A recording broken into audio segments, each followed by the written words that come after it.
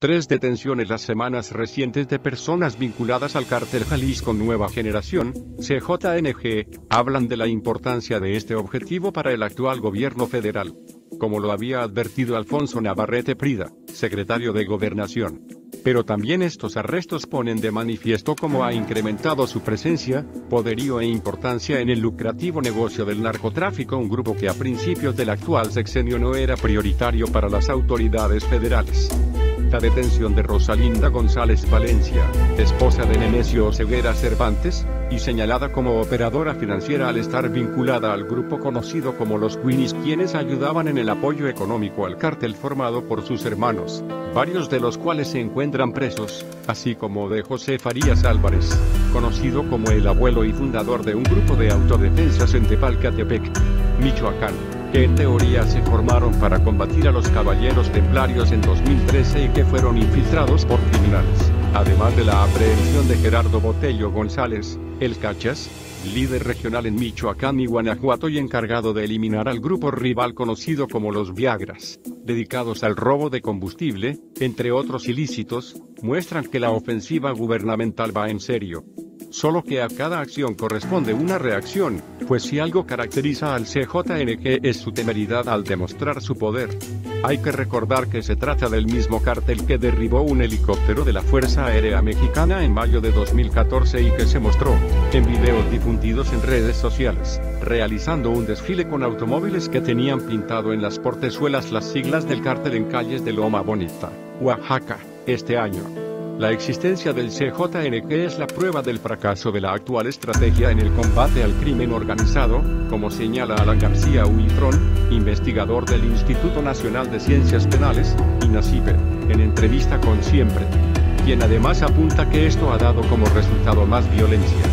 Desarticular en lugar de descabezar es una estrategia que se sigue no solo en este gobierno, sino en los que hemos tenido, una que busca descabezar las organizaciones criminales, obviamente, es fallida en cuanto a que, si revisamos la historia del cártel Jalisco Nueva Generación, gran parte de su consolidación, de lo que ahora es al nivel del cártel de Sinaloa, se debe a esta estrategia de arrestos, capturas, asesinatos como parte de una política de seguridad, explicó García Huitrón al comentar los resultados de la actual estrategia en contra de los cárteles de la droga.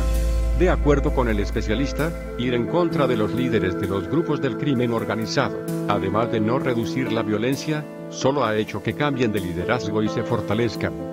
Desde la captura de los Valencia, la muerte de Ignacio Coronel en 2010, hasta la parte de los Valencia Salazar, esta estrategia lo único que genera es el recrudecimiento de la violencia dentro de las propias organizaciones criminales, luchas internas que hacen que sujetos más violentos sean ahora los principales directores de las organizaciones criminales. Esto está más que visto en el caso del cártel Jalisco, pero si nos vamos a otros, sin duda esta estrategia de descabezar lo que ha hecho es fortalecerlas más y volverlas más violentas, como si fueran una hidra, y no desarticular, que es el punto. Debemos desarticular las organizaciones como se hace en Europa y en Estados Unidos, en donde los operativos y las investigaciones tratan de detener a 50 o 100 personas para lograr el debilitamiento de las organizaciones, comentó para este medio. El pronóstico que García Huitrón tiene, de continuar con la actual estrategia, es pesimista.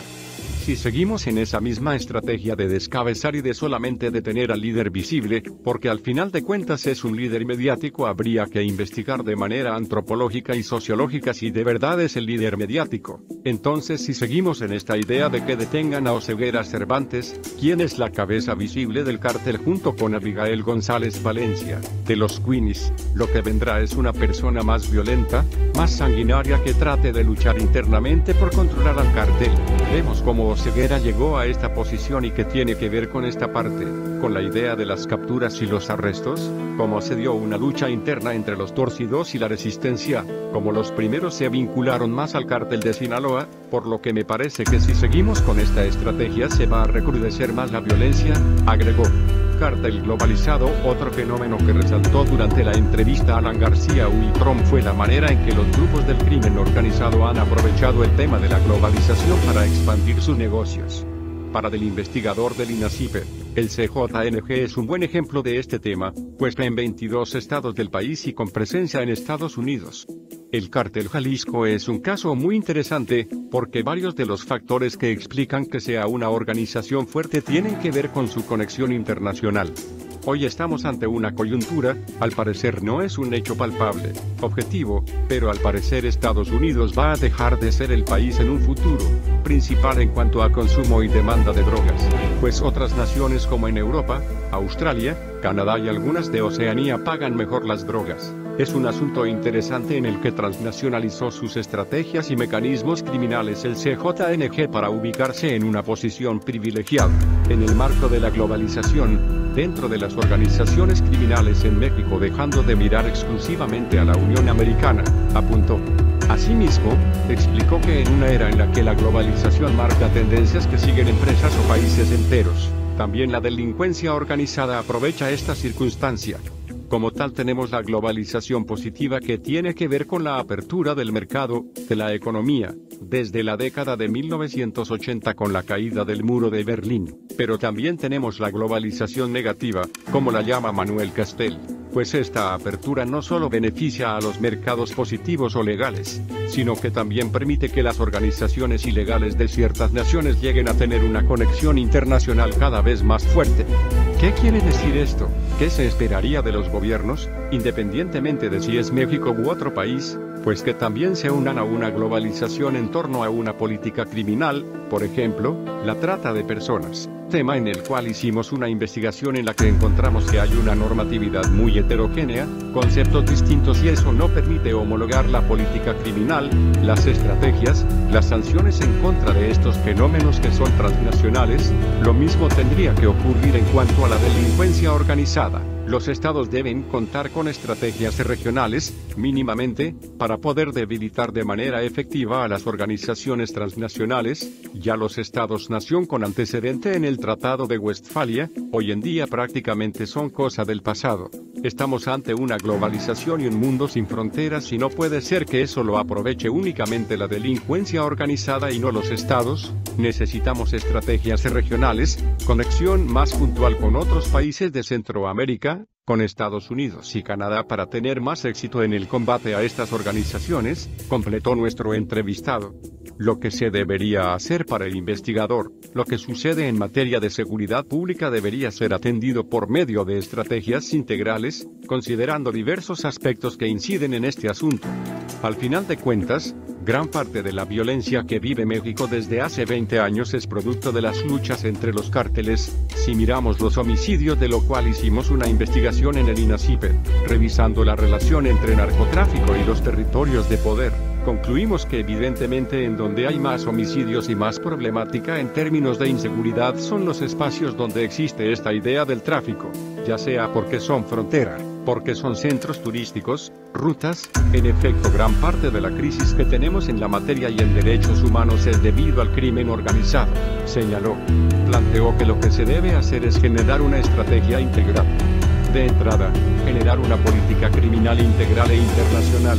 No podemos debilitar esas organizaciones que son internacionales si las combatimos de manera local. Así necesitamos generar más conexiones con los países latinoamericanos y de Norteamérica para contar con una estrategia homologada e internacional. Por otra parte, necesitamos trabajar en 3 puntos para debilitar a la delincuencia organizada. Por una parte, el pilar económico, que tiene que ver con el lavado de dinero. Por otro lado, el consumo, en donde necesitamos estrategias de tratamiento y de prevención a las adicciones, que tenga una conexión con Estados Unidos y otros países que también consumen. Y finalmente, el pilar social, que tiene que ver con este ejército de reserva que alimenta a la delincuencia organizada, es decir, los jóvenes que en un contexto de desventaja social, de desempleo, de desigualdad social, terminan decidiendo ser parte de la delincuencia organizada. Habría también que impactar este aspecto a través de la generación de empleo, estudios para incentivar conductas positivas y desinhibir estas conductas que son aprovechadas por la delincuencia organizada, propuso. las propuestas de los candidatos en cuanto a las propuestas que los candidatos presidenciales han hecho respecto al tema del combate a la inseguridad y la criminalidad. Alan García Huitrón mencionó que hay que ser cautelosos. En realidad las plataformas que tienen las coaliciones y los candidatos a la presidencia son solamente eso, plataformas. En realidad, sabemos que gran parte de las propuestas que se hacen cambian cuando llegan al gobierno. Es una diferencia tremenda entre la plataforma y el Plan Nacional de Desarrollo, que es un documento más objetivo y con más indicadores y metas que nos permiten tener una visión más completa de lo que va a hacer el gobierno, mientras no se les obligue a tener una plataforma mucho más clara, con más indicadores de lo que van a hacer, provoca que no se pueda afirmar con claridad si lo van a hacer o no. Pero de manera general observo del lado del gobierno una continuidad en la estrategia y un candidato de Morena que trata de generar algo distinto con la idea de la amnistía, señaló. Nuestro entrevistado señaló que la mayoría de los candidatos han mostrado que darán continuidad a lo hecho hasta el momento, sin que haya alguna propuesta detallada de cómo se enfrentará este problema. Estamos entre la continuidad de la estrategia de seguridad que se ha venido dando desde hace 20 o 30 años, y una cierta noción de cambio alrededor de la amnistía, pero en general hay una continuidad, concluyó. Más información en el blog del narco.com.